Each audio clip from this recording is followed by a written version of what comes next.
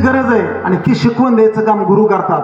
म्हणून काय शिकवण आहे आध्यात्मिक? गुरु किती प्रकारचे असतात?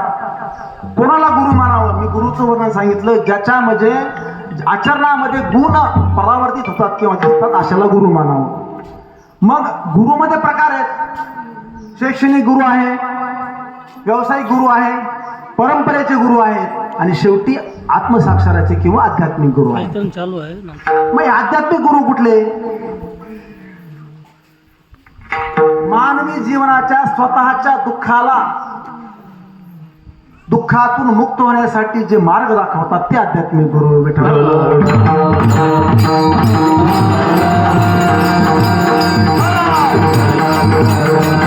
आणि हा काय प्रपंच आहे बघा. येरते माईक दुःखाचे जनिते, म्हणजे याच्याशिवाय जे दुसरं काही आहे, कौटुंबिक उपजीविकेचे साधन असतील, राज्यकारभार असेल, सत्ता असेल, संपत्ती असेल, शेती असेल, नातगोत असेल, हे दुःखाचे जनिते म्हणून सांगते.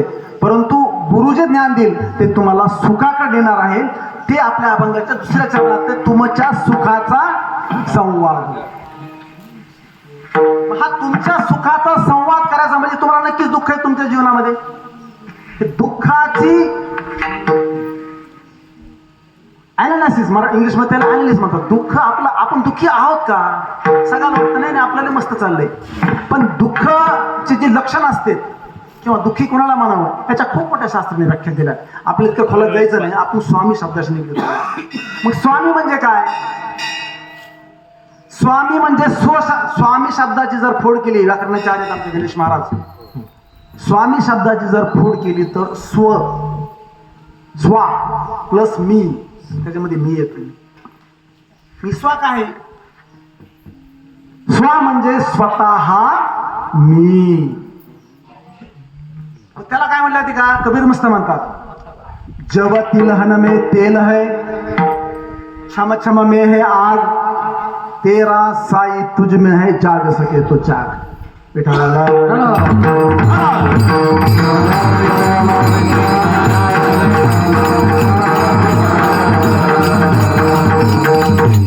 ज्यांनी स्वतःला जाणलं, ज्याला आपल्या सुखाचा दुःखाचा मार्ग सापडला, आणि अशा स्वामीला, अशा स्वतः मी जाणणाऱ्या व्यक्तीला स्वामी म्हटलं जातं.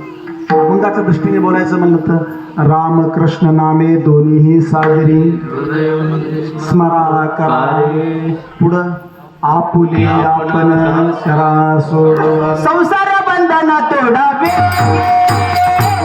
संसार बंधना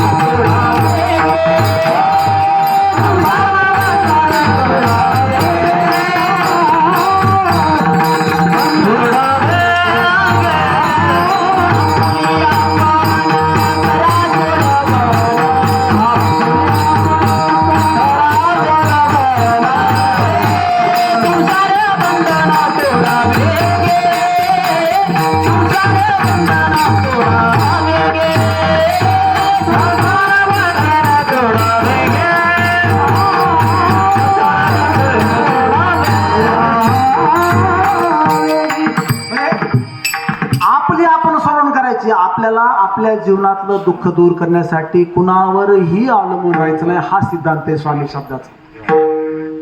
मग आता या स्वामीचं देणं काय?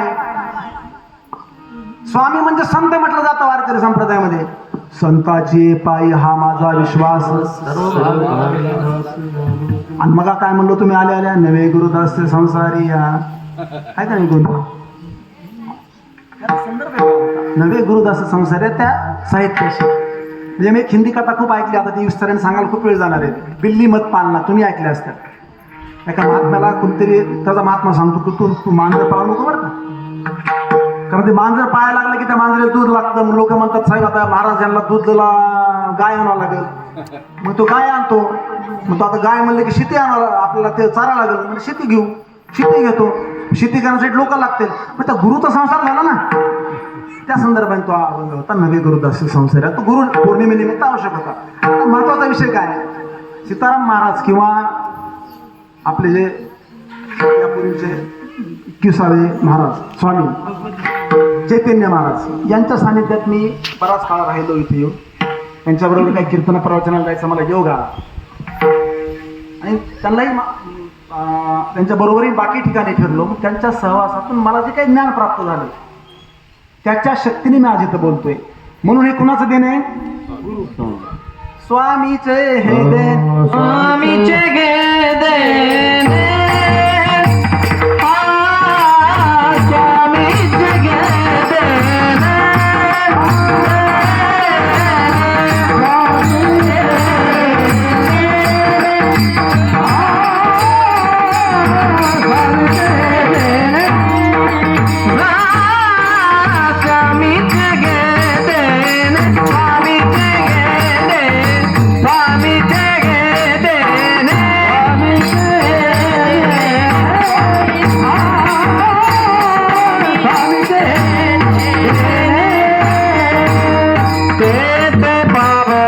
दर्शने तेथे पावलो दर्शने, तेथे पावलो दर्शने, सर्वावडीने वादा, सर्वावडीने वादा, पावलो दर्शने, तेथे पावलो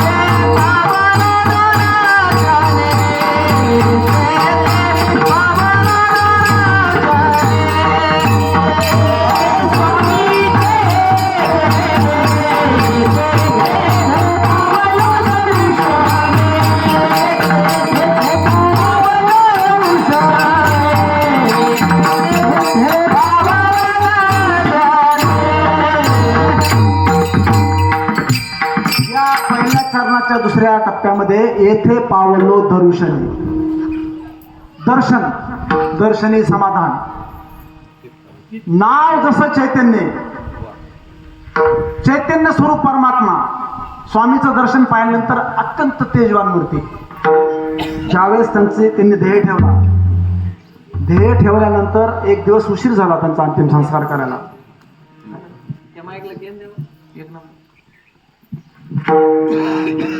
तर एक दिवसानंतर सुद्धा त्यांच्या चेहऱ्यावरचं तेज अजिबात ढळलं नव्हतं. इतकी तेजवान मूर्ती, यांचं सानिध्य लागलं आम्हाला. आता काय संबंध आहे माझा? मी इंजिनियर माणूस, कुठंतरी काम करणारा, ह्या माईक समोर उभा राहणारा, या अध्यात्मशास्त्र. गुरु